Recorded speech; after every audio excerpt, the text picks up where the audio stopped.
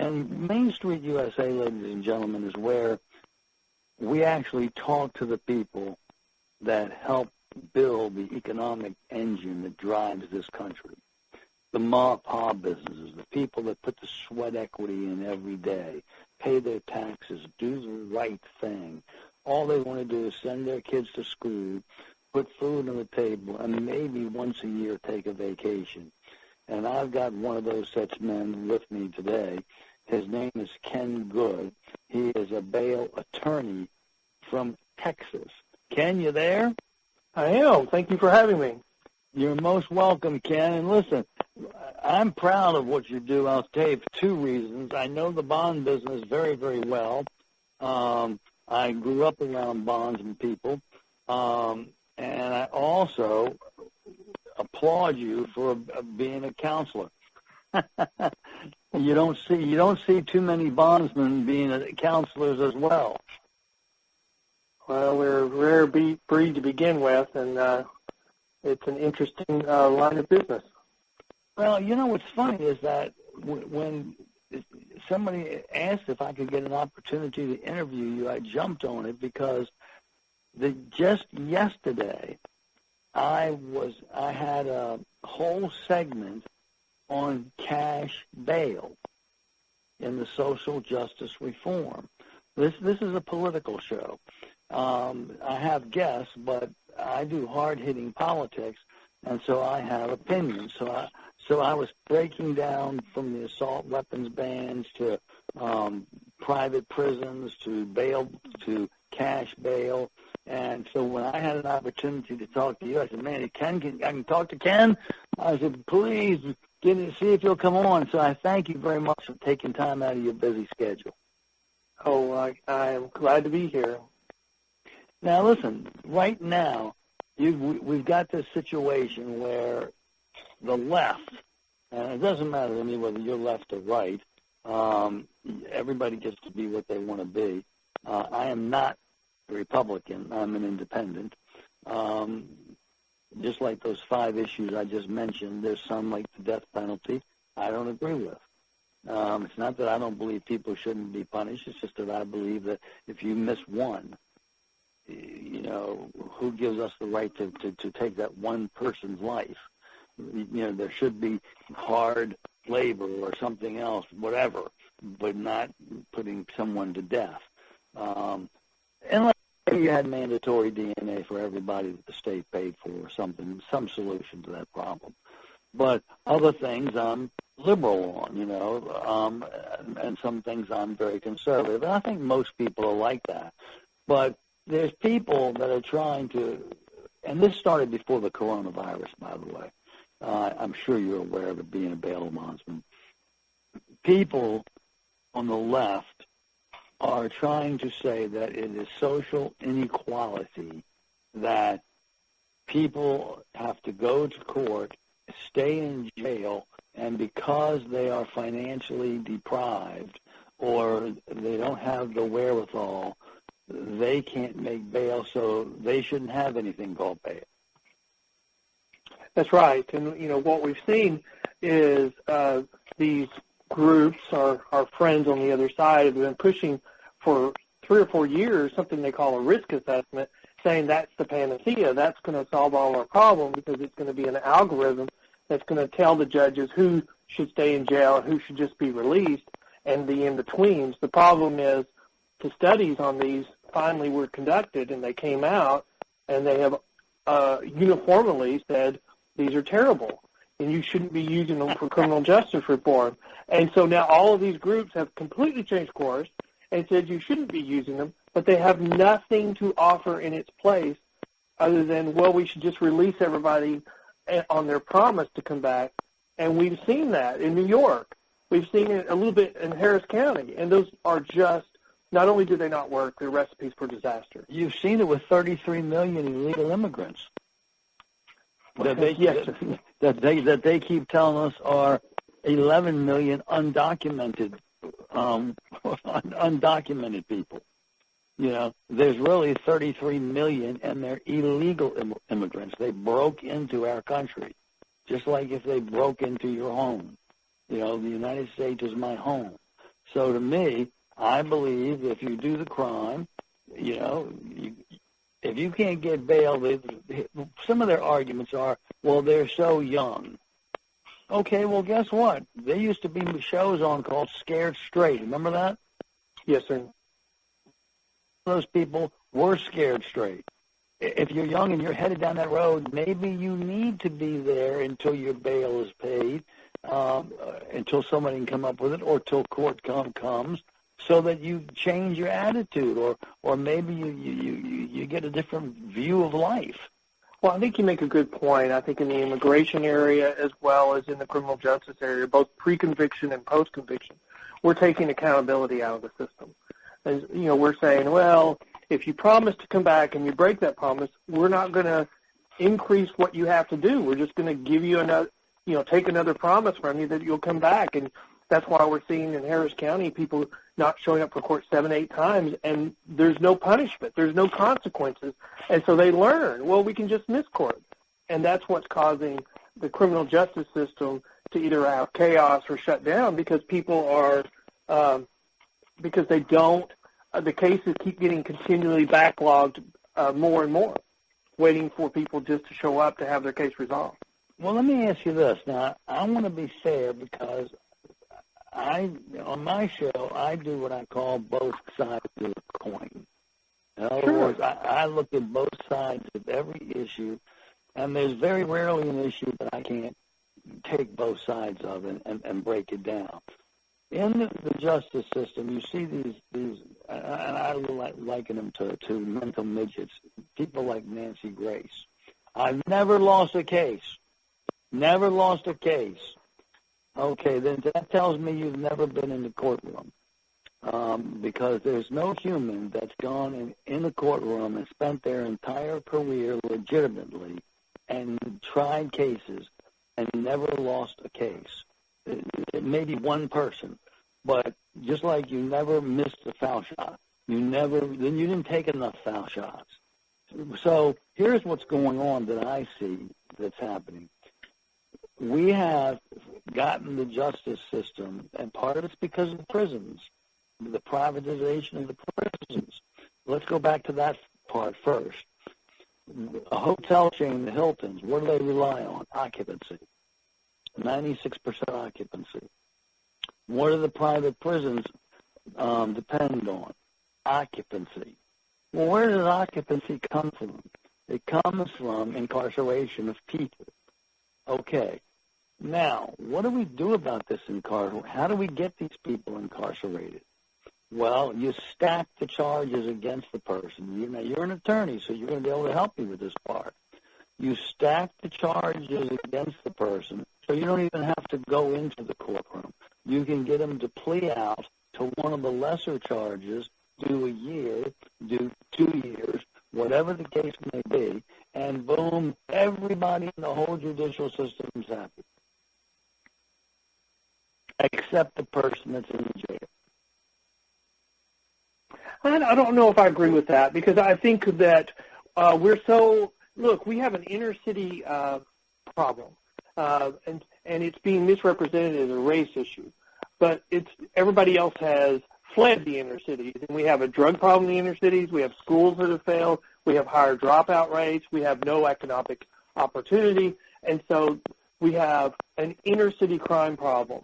And then, so that's the reason why you see consequences being taken out and accountability taken out of the criminal justice system.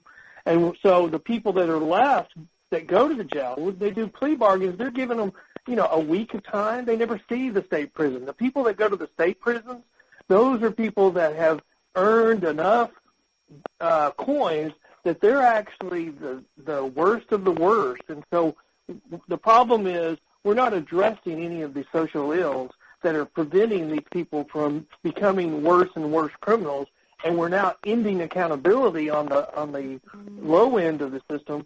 So there's no incentive for this scaring people straight, and they just learn that they have no opportunity but to become better and better or worse and worse criminals, which moves them up the chain and makes this need more room in the prisons.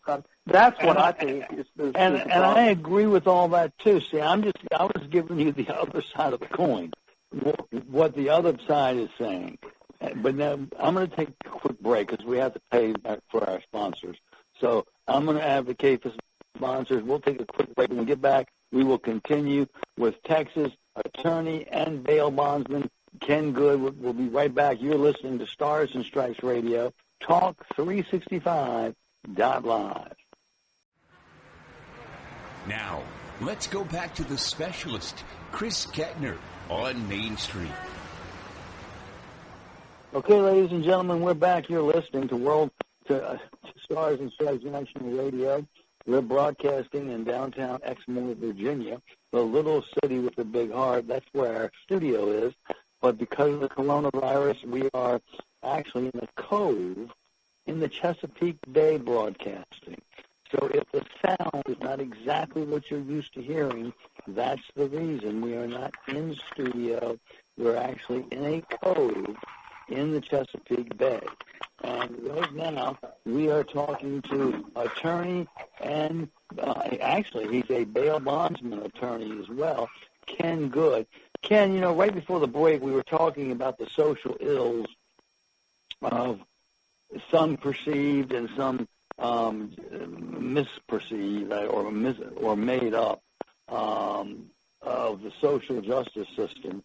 And look, the social justice system has problems. We know that. But everything's not a problem. A lot of it starts in the home. But another thing I wanted to mention before we get into the coronavirus and its effect on all of this is that a lot of these people on the left, especially the radical progressive left, are looking to get everybody to be able to vote and get them out of jail so they can vote. They're even trying to bring voting in the prisons. In other words, that is a big, big part of this whole push is to have more voters. I do agree with that to a certain extent. It's on their platform, Ken. It's on their platform. Yeah, but, I would restate it a little bit differently. I think what's happened is originally this issue was used to make their supporters angry because, angry supporters are more likely to come out to vote. And so they would phrase it in terms of an injustice, and we must address it. And I think it was used politically to drive out turnout originally. But now we've gone down the point where they have to follow through and not just be a campaign slogan. And I think the problem is, they never had a plan, and the plan that they developed has just been a failure. Well, some of it's been a failure. But, for example, ban the box. Do you know what I'm talking about when I mention that? I do not. Okay, on job applications for decades. Oh, yes. There was a box, an application at the very bottom that said, have you ever been convicted of a felony? And you check it, yes or no. And then if you wanted to, you could explain if it wasn't a felony, what would happen. Well, for years and years and years, they fought that because in reality, a person did their time, they come out, they can't get a job anywhere. As soon as they check that damn box, then nobody's going to give them a job. Nobody's going to hire a felon. So they just put it in file 13.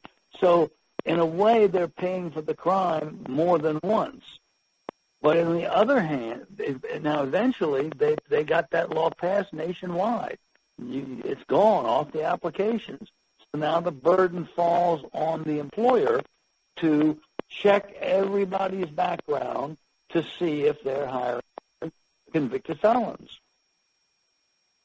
Yeah, I mean, that's a bad situation because, businesses have a right to know who they're hiring. And the way you're saying is exactly right. All we've done is put an additional cost on the employer to go and pay for a service to have that background done instead of just ask the applicant.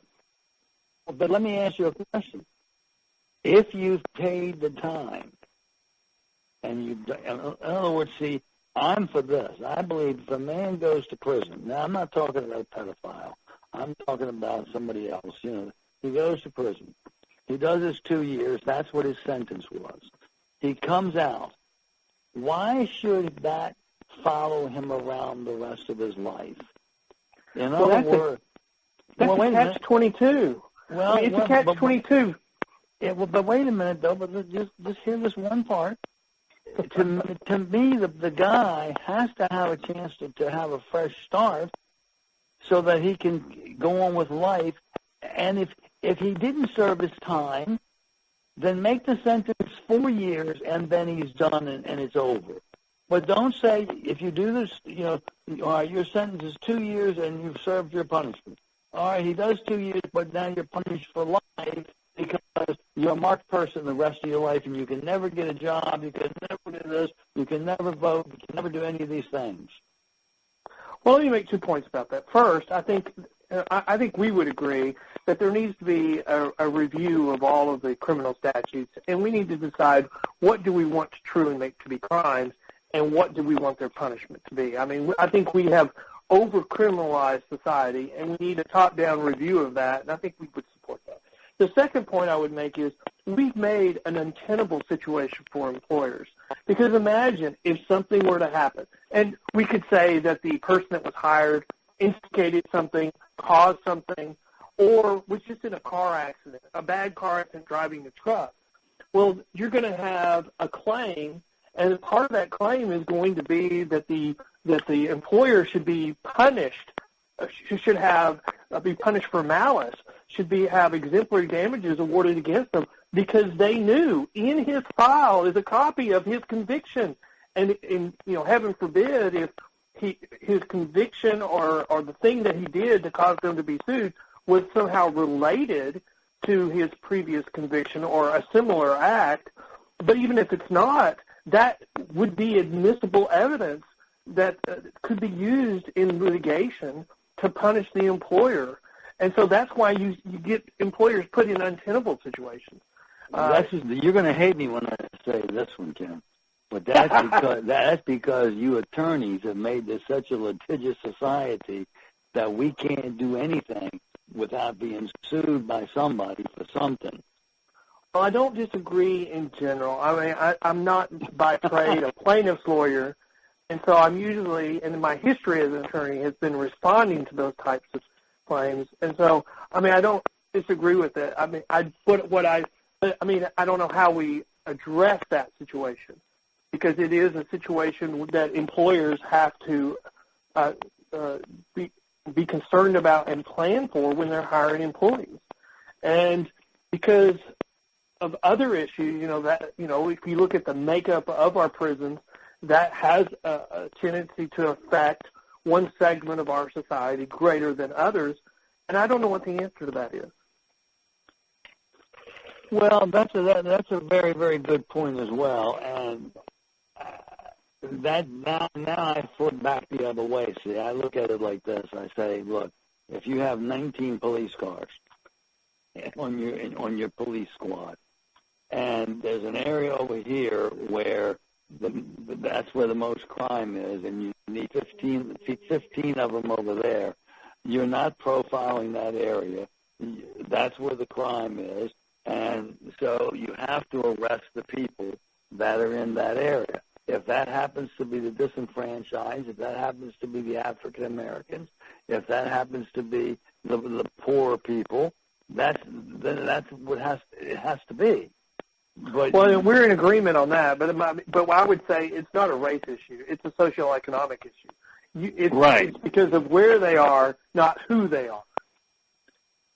Well, it's because what the government has allowed them to become. See, to me, I look at this, Ken, and I say that this is a purposeful thing. In other words, yes, the blacks are not slaves anymore. But I believe that they have traded slavery for economic slavery. In other words, to me, I look at it, and the government has purposely kept the black people in a situation where most of them have no chance to succeed. Now, I know you're going to have something to say on that, but I got to take a quick break. And, hey, this is good subjects here. I wish everybody could sit and talk about this just like you and I are talking, not want to attack each other personally. Look, we're going to take a quick break. We're talking, ladies and gentlemen, to Ken Good, from a bail attorney from Texas. He actually is one of the 3 people that handles all the bail bondsmen in Texas, as well as counsel at law himself. So we'll be right back. You're listening to Stars and Stripes Radio, Talk365.live. Okay, ladies and gentlemen, we're back on Main Street, USA. Even though I'm in a cove in the Chesapeake Bay, this is the section called Main Street, USA, the third hour of the show. And this is where I talk to business owners, people like yourself and myself that actually work for a living, that try to provide the economic engine for the country's engines to keep us going. Right now, we're in a gigantic lull because of the coronavirus. And so Ken, who is an attorney and bail bondsman, but he's actually you head all the bail bondsmen up. You get their certification for them and represent them. We help them get licensed in Texas, and then we represent them as well. Yes, sir. Okay. What do you think about the situation where now, all of a sudden, because of the coronavirus, we got to start letting the prisoners out of jail? Well, it seems like to me that initially we were making decisions based upon fear. They weren't thought out. They were not intended to last very long. And then I think, the first initial projections came out to be overinflated. And so some of the fears immediately began to realize that they were not going to come true. But we've not changed the initial strategy on jails, and we've extended the time that people are supposed to isolate. And the strategy that I think was based on fear of just run from it and release anybody that shows any symptoms, kind of give them a get-out-of-jail-free card, could not last long. And I think a lot of the things that we were saying early on has come true. We've seen crime escalate. I mean, New York City's seen reports of crime against businesses up 75%. So they've got to change their strategy. I mean, what they're doing now is not working. Well, to me, I look at it, and I've actually been in some of the federal prison systems myself as a speaker. And so I've had to go through all the backgrounds and checks and all that, and then I go through the whole deal. And they're almost cities. They're almost self-contained cities, some of these places. They're humongous. And I'm looking at it, I'm saying, why do you have to release any of the people? Why don't you do the spacing just like you would out here in Virginia Beach or in Dallas, Texas? Do the spacing in the prison and separate the people, put less in the prison, and do the same things we're doing here. Why do we have to release them from the prison and into the population? Well, I think that's some of the same questions that we've been raising with the county jails and the state prisons, because it's not like we haven't had problems like this before in our society. I mean, we annually have a big flu problem. We shut down schools. We don't shut down the county jail or the state prison.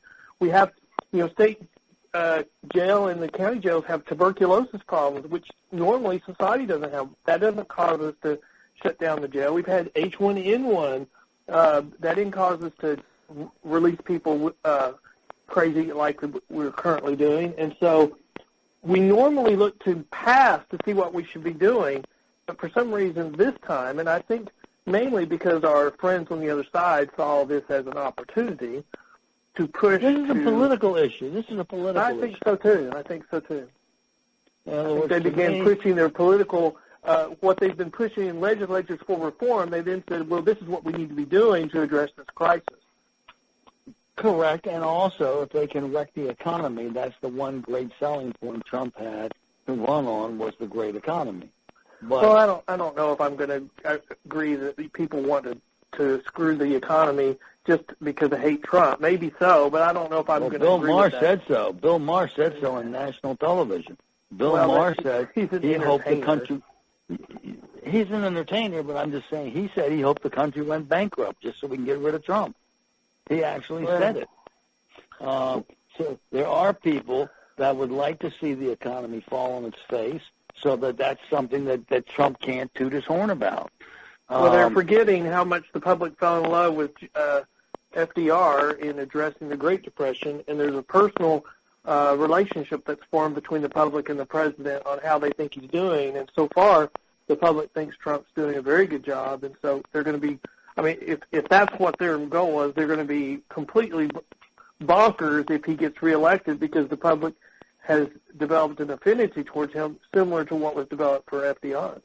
Well, trust me, and if this is the first time you've heard it here first. If he's reelected, they're going bonkers anyway.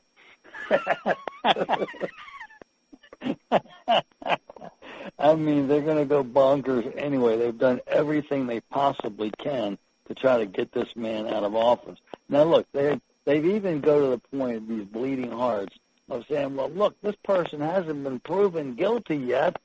Isn't there a presumption of innocence? Shouldn't they be let out because of the presumption of innocence? What do you say about that, being an attorney?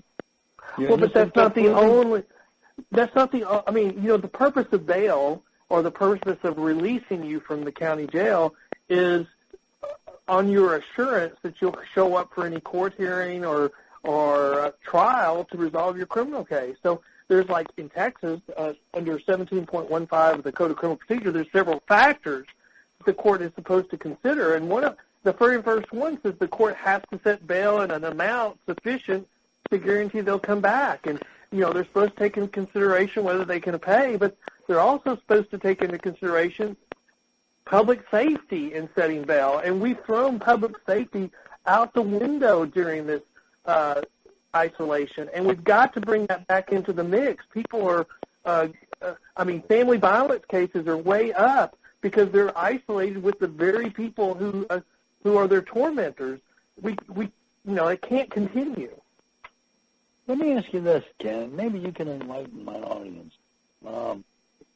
Where did this bail thing start to begin with? Can you give me the history of it, or how it actually started? Well, you know, bail has been around for hundreds of years. I think it dates back to England, and you know, it's really the first example of the private industry working with the government, because the private industry for bail promises that the person that we get out of jail will show up for court when requested or required to. And so the bail industry has lots of things in place for reporting that the government never is aware of, and we make them aware of their court dates. Sometimes we go get them to take them to their court dates. And so originally, I think the concept was if the person did not come back for court, then the bondsman took their place. But over time, we've replaced that concept with the bondsman would pay the court the face amount of the bond if the defendant did not come back to court. And so that's kind of the way it's developed. It's been around for so long because it works so good. It works very, very well. Well, you know, in Virginia, I don't know how it is in Texas, but I have a lot of bondsmen I had a lot of bondsmen that were my friends. But as we get older, it seems like the bond business is fading. It's almost getting ready to be one of these lost industries. What are they replacing it with? What are they doing? Well, I think originally they were saying that we can replace it with risk assessments, which is now blown up in their face as the first part of this year. The major proponent for it, the Pretrial Justice Institute, has abandoned it. But the problem is they're still pushing for bail reform, and so they don't have anything to replace it with other than we should just release everybody, which is what they've been doing in New York, what they've been doing in Houston. And those are recipes for disaster because they've removed all accountability. And, you know, officers in New York are saying, you know, we spend all day rearresting the same group of people every day only to have them released. And so right now in New York, they're rolling back bail reform. I mean, they just passed a bill, their budget, to roll back the bail reform quite a bit. Wow. I'll tell you, it's a mess, and do you have any influence? I mean, are you involved in any associations or anything where you have any influence in Texas on what they're going to do? Well, yes. I mean, the Bondsmen of Texas have a state association. It's called the Professional Bondsmen of Texas. We're active at the Texas legislature.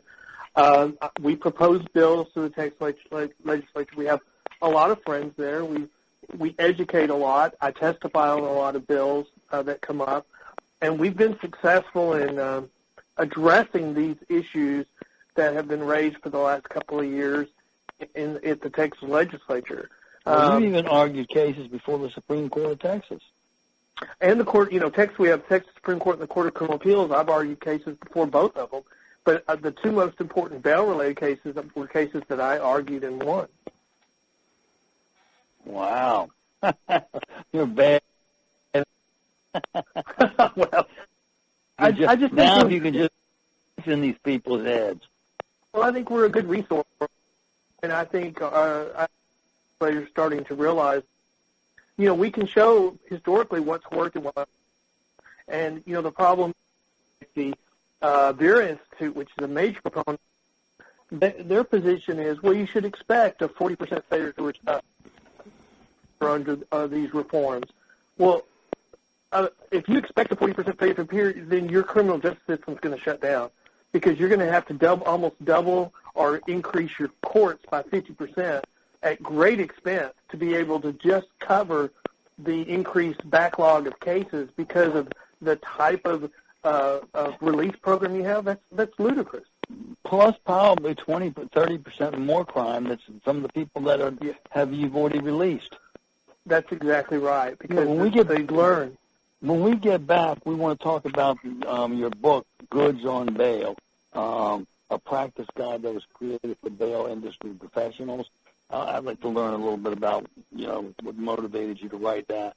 So we're going to take a quick break. A lot more from Ken Good when we return. You're listening to Stars and Stripes Radio, Talk 365.live.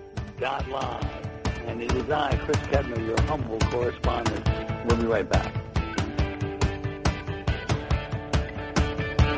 Okay, ladies and gentlemen, we're back on Main Street, USA, and we're talking to Ken Wood. And by the way, Ken Good graduated from Hardin-Simmons University in 1982 with a Bachelor of Arts degree. He received his Master of Education degree in 1986 from Tarleton State University. That's a part of the Texas A&M system, if you didn't know. In 1989, he received his law degree from Texas Tech School of Law, where he is a member of the Texas Tech Law Review. Like I mentioned earlier, Mr. Good has argued cases before the Supreme Court of Texas, the Texas Court of Criminal Appeals, along with numerous Court of Appeals, including the United States Court of Appeals for the Fifth Circuit. He's the author of the book Goods on Bail, a practice guide created for bail industry professionals. In addition, he has written numerous articles on the subject of bail reform, including what successful bail reform looks like. Of course, he's married and has two lovely daughters. Ken, the book. Yes, sir. Let's start there. Well, is the book still pertinent today? And when did you start writing it, and what gave you the idea to write it? Well, I think I started, I've been an attorney for over 30 years, and probably about 15 years ago I started representing bondsmen. And I think the other attorneys that kind of do this, we kind of end up with a little notebook that we carry around of important cases, the statutes, and, your tricks of the trade. And right. So as your notebook gets bigger, you want to figure out a better way to carry it around. And so I figured, I'd been approached about writing a book on bail and just didn't have time. But at some point it just became easier to put it into a little book that I could carry around instead of bringing around my big old notebook. And I think that was the impetus for it. So I've been writing it for a long, long time because we're always looking to update your tricks and what your cases and what the law is. And now, because of all this criminal justice reform stuff, are you finding that you're going to have to come out with a new edition? Well, it needs to be updated. It can always be updated, and there's always changes to the law, and there's also new cases that come out. And so it needs to be updated, and that's where I just haven't had time, but I need to update it. With all the coronavirus stuff going on, we've been a helpful resource to a lot of counties about, here's the things that you need to think of, during this time. Like if you're not going to have court, what are we going to do with the defendants? If you're not going to, what about bond forfeitures? What are you doing with those cases? And, here are our suggestions. If bail bond boards are not meeting, how are we going to get somebody licensed? And we got to get them renewed, and we have deadlines that we can't go past. So how about a telephone conference? So we've been trying to be to help the counties in finding solutions instead of being another problem for them to address. Let me ask you this. Let's go back a little bit, if you don't mind, Ken. In Texas, what do you have to do to be a bail bondsman? Now, in Virginia, you don't have to be law enforcement. A lot of retired law enforcement become bail bondsmen. Not a lot anymore because it's a dying breed, but the ones that are there usually were ex-cops or ex-sheriffs or ex-PIs or whatever the case may be. What is it in Texas? Texas is its own state. I mean, in dealing with bail, they have a unique system that is only applicable to Texas and not any other state, and they have a bifurcated system. So counties over 110,000 population are governed by one set of rules, and if you're less than that, you're governed by another set of rules with some overlap. But you can decide to be governed by the big county rules. And so we have bail bond board counties, which are for big counties. They have a local board. They license everybody. We have a 2-year work experience requirement. And then we have the smaller county rules for the counties that decide not to be governed by the same rules as the big counties. Okay, what does that mean, a 2-year work experience? What does that mean? Well, you have to work for a year in the last 2 years, at least 30 hours a week from somebody else who's licensed as a bondsman. Okay, all right, so you got to do almost like an internship. It is much like an internship. Okay, well, that's good because you get on-the-job experience. Well, and I think that is good. I think that's probably been the single most instrumental thing that our industry has done to educate itself and become more business-like. Historically, when a bondsman dies, the business kind of dies with them because nobody else knows how to run it but them. But as we've implemented that and education, our bondsmen have become much more business-like. And so we have second-generation, third-generation families in the bail bond industry in Texas. Well, and you know what? I've seen that in Virginia, and I couldn't understand why it was always a family that owned the bail bonds company, and then the family died. The old man finally died, and then that was the end of the bail bonds company. And it was because we didn't have in Virginia that work requirement where you can actually, I'm sure they got paid, but they were, it might have been a small stipend, but at least they were interned for a year before they qualified to be their own. Well, and there's so much work. I mean, bondsmen who take care of business are very busy because they're making sure people go to court, they're giving them notice, they're supervising them. A lot of the, our friends on the other side don't realize and they don't know how much work that bondsmen actually do, work to get people to court. And, we call ourselves the grease that keeps the wheels of the criminal justice system moving. But you've seen that. You've seen that to be more and more true as we've tried these reforms of just release everybody, and you see the wheels of justice stopping. Well, not only that, here's what people don't realize. The bonds company is responsible if he doesn't show up. So he has strong motivation to babysit him, to keep track of him, and then if worse comes to worse, which I know in many cases with my friends, they've had to physically go get him. Well, and our bail system is based on an accountability system. So if the bondsman does not fulfill his promise, then he's given an incentive to go get him back quickly, because the quicker it goes back, the quicker his case can get back on track. But if he doesn't, then there are consequences. And so it's a system based, like the rest of our criminal justice system historically, based on accountability. A first-time offender gets less punishment than a second or third-time offender. But the problem we're seeing is this accountability is kind of being taken away in other parts of the criminal justice system. But it's still there for the bail bonds, and it should be brought back in the other parts of our criminal justice system, or it's just going to get mucked up even more. But, my last guest was a former NBA basketball player who's a Hall of Fame motivational speaker now. And his whole thing is that even in sports and entertainment, accountability is gone too. There's no accountability in almost anything that's going on now in the country. For some reason, we're victims. We're all victims. Well, I agree with what you said, but let me turn it. The people who become successful are the ones that hold themselves accountable. And so those are the people that end up being successful today. And then the ones that don't hold themselves accountable because we no longer have accountability anywhere else, then they're not successful. And it's always somebody else's fault. You can look at football, a great example of Kaepernick, where it's always somebody else's fault that he was not successful.